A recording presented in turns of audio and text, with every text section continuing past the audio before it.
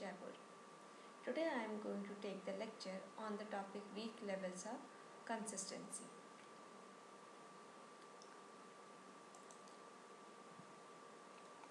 In weak levels of consistency means ऐसा level जहाँ पे कंसिस्टेंसी बहुत ही ज़्यादा वीक होगी. ये अगर सिंपल हम नाम से देखना चाहें तो इसका ये मतलब निकलता है. ठीक है. अब इसमें क्या हो जाता है, सीरियसिबिलिटी कंसेप्ट आता है which is very useful concept, क्योंकि because it allows programmers to ignore issues related to concurrency when they code transactions. ठीक है. प्रोग्रामर के लिए बहुत ईजी होता है जब वो उनको कोडिंग करते समय, कोड को ट्रांजेक्शन करते समय जो इश्यूज सामने आते हैं कॉन्करेंसी से रिलेटेड, तो उन सब चीज़ों को ये इग्नोर कर देती है. ठीक है. अब if every transaction has the property that it maintains database consistency, it executes alone. तब क्या होता है, serializability ensure करता है कि that concurrent execution maintain consistency. Okay. However, the protocol required to ensure serializability may allow too little concurrency for certain applications. Okay. So in these cases, weaker levels of consistency are used. The use of weaker levels of consistency places additional burden on programmers for ensuring database correctness. Okay. So this is the important one. And if we are talking about the degree 2 consistency, okay, in degree 2 consistency, what is the purpose? The purpose of degree 2 consistency is to avoid cascading efforts without necessarily ensuring serializability. Okay. So जो हमारा locking protocol होता है degree 2 consistency के लिए, जिसमें हम इसको इस्तेमाल करते हैं, the same 2 lock modes, 2 lock mode होते हैं, और जिसका हम इस्तेमाल करते हैं किसके लिए, 2 फेस लॉकिंग प्रोटोकॉल के लिए. ये क्या होता है, एक तो हो गया shared, that is S, and दूसरा हो गया एक्सक्लूसिव, दैट इज एक्स. सो जो ट्रांजेक्शन है must hold the appropriate lock mode when it axes a data item. ठीक है. अब इसके अलावा अगर देखा जाए तो contrast to the situation in 2 phase locking, S locks may be released at any time and locks may be acquired at any time. So exclusive locks cannot be released until the transactions either commit or abort. So the serializability is not ensured by this protocol. Indeed, a transaction may read the same data twice and obtain database और obtain क्या बोलते हैं different results. जैसे हम इस figure में देख रहे हैं, ये क्या, non serialisability schedule with degree 2 consistency. अब इसमें T1 ट्रांजेक्शन है, T3 ट्रांजेक्शन, T4 ट्रांजेक्शन है. T3 में क्या हो रहा है कि ये जो हमारा लॉक एस क्यू है वो तो ठीक है, लॉक हो जाए कि ये चीज़ अभी हम कर रहे हैं काम, इसलिए अब क्यू को रीड करने वाला आएगा जिसने लॉगिन किया होगा अभी, और दूसरा लॉक किया होगा वो. ठीक है. अब T4 ट्रांजेक्शन की बात करें तो lock x Q, read Q, right Q, unlock Q, ये सारे ऑपरेशंस लग जाएंगे. ठीक है. अब हम ट्रांजेक्शन T3 की बात करते हैं फिर से, तो लॉक, एस क्यू, रीड और अनलॉक, ये सारे तीनों चीज़ें ट्रांजेक्शन 3 में. तो ये कहेगा figure non serialisability schedule with degree 2 consistency. Degree 2 consistency क्या है, वो साथ में ऐड रहेगी. ठीक है. अब हम आते हैं कि ये जो हमारा फिगर है उसमें क्या हो रहा है, read the value of Q before the same value is written by 74. अगर उतनी वैल्यू ली है तो वो उसको अपन लिखेंगे कि कैसे लिखेंगे कि T3 reads the value, T जब काम हो चुका है पूरा तो रीड करेगा वैल्यू, और दूसरे एंड में देखेंगे विजुअल जो ये वैल्यू है, तो value is written by T4. अब the potential for inconsistency due to non-serializability and schedule under degree 2 consistency models. Okay, so here the comes to the cursor stability. Cursor stability में क्या हो जाता है, ये एक फॉर्म है किसका, डिग्री 2 कंसिस्टेंसी का, ठीक है। अब this is design for the program written in host language, जो प्रोग्राम होस्ट लैंग्वेज में लिखे जाते हैं उनके उनके लिए ये डिज़ाइन किया गया है, जो कि क्या करता है, which iterate over tuples of a relation by using cursor and instead of rocking the entire tension before you see that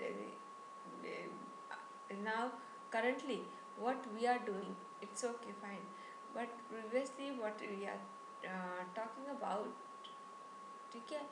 अब इसमें ये होता है, अब ये इसमें क्या हो जाता है कि जहाँ पे ये सारी चीज़ें प्रोग्रामर इन होस्ट लैंग्वेज, तो ये जो इटरेट ओवर टपल है, ठीक है, तो ये इटरेशन चलती रहती है, ठीक है, बाय यूजिंग द कर्सर के थ्रू, इंस्टेड ऑफ ट्रैकिंग जो लॉकिंग है किसका, एंटायर रिलेशन का। तो this is the current stability ensures that first इसमें क्या हो जाएगा, the tuple that is currently being processed now the second is the any modified tuple are locked in executive more will any कोई भी जो tuple में जो रो होती है वो मॉडिफाई अगर होती है तो वो लॉक्ड होगी किसमें, exclusive modes with the iteration transaction commits. Okay, so ये जो हमारे रूल है वो क्या बताता है कि डिग्री 2 कंसिस्टेंसी इज ऑब्टेन्ड, ठीक है। अगर मेन जो आपका क्या बोलते हैं स्टेबिलिटी थी या ट्रांजेक्शन था, तो उसके लिए क्या टू फेज ट्रैकिंग इन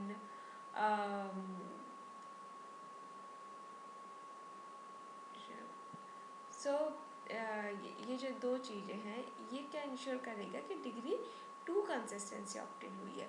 सो जो two phase locking is not required, इसमें टू फेज लॉकिंग की आवश्यकता नहीं पड़ती है। ओके, सो ये serializability is not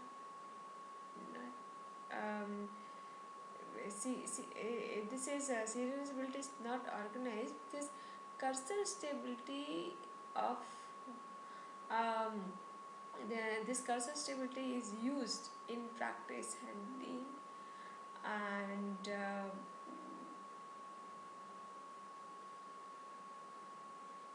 so the cursor stability is used in practice for not only the heavy access relations in a domain, you can say. So this serializability is not guaranteed cursor optimization. So the cursor stability is used in practicing for or heavily accessed relation as a means of increasing concurrency and input system performance. तो यहाँ पे क्या application जो है इनके जो वो क्या डेटाबेस में रहेंगे, क्योंकि सारे सर्टिफिकेट्स हैं वो हार्ड कॉपी डालते हुए सॉफ्ट कॉपी आएंगे, ठीक है। तो उसी तरह से यहाँ पे भी है। अब यहाँ पे लग रहा था कि weak levels consistency in SQL. SQL में जो वीक लेवल है कंसिस्टेंसी का, उसमें क्या होगा, तो जो एसक्यूएल रिलेटेड जो स्टैंडर्ड है उसको आप एडवांस्ड आई मीन जब स्ट्रक्चर्ड क्वेरी लैंग्वेज में भी ये इस तरह के ट्रांजैक्शंस होते हैं। however to specify that no need, so in this write a short note on weak levels of consistency. Okay, so the level of consistency specified by SQL 92 is as follows. So पहला क्या हो गया, scalability. दूसरा क्या हो गया, सीरियसबिलिटी। And जो ID commerce का है उसमें बैक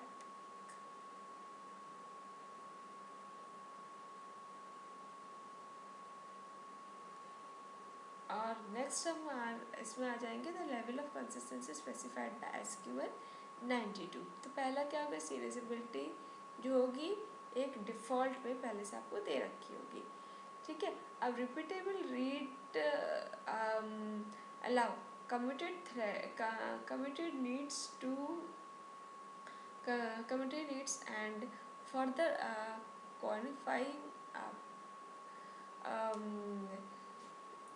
बेसिकली सीरियसबिलिटी तो हमारी क्या हो गया, डिफ़ॉल्ट सेट है, ठीक है। तो जो अब कुछ कभी कभी 1 साल बाद 2 साल बाद थोड़ा सा हो सकता है कुछ चेंजेस आ जाए, तो आप क्या बोलोगे, भैया ये इतने अमाउंट में ये चीज़ दी, तो ये तो खुद का होमवर्क प्लस दूसरा का वो कठिन हो जाता है, बहुत ही स्पेयर में लिमिट हो। ओके, तो अब नेक्स्ट हम देखते हैं रीड कमिटेड। रीड कमिटेड में क्या हो जाता है, this allows only committed methods to be read only and but does not give repeatable is as follows. So पहले क्या होगा कि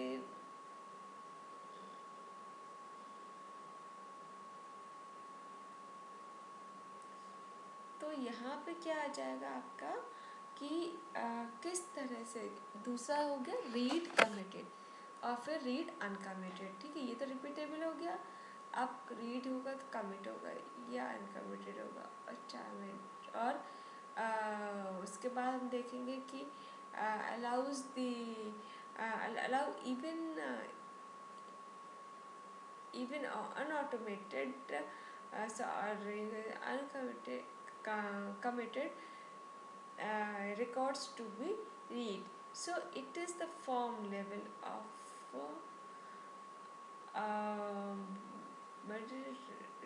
multiliteracy, and you can say that this read uncommitted allows even uncommitted records to be read in the lowest level of consistency allowed by SQL 92, ठीक है। अब ये तो read uncommitted हो गए, ठीक है। ऐसे ही आप लोग अपनी तरफ से कोशिश कीजिएगा, ठीक है। तो ये this is all about today session, weak levels of consistency.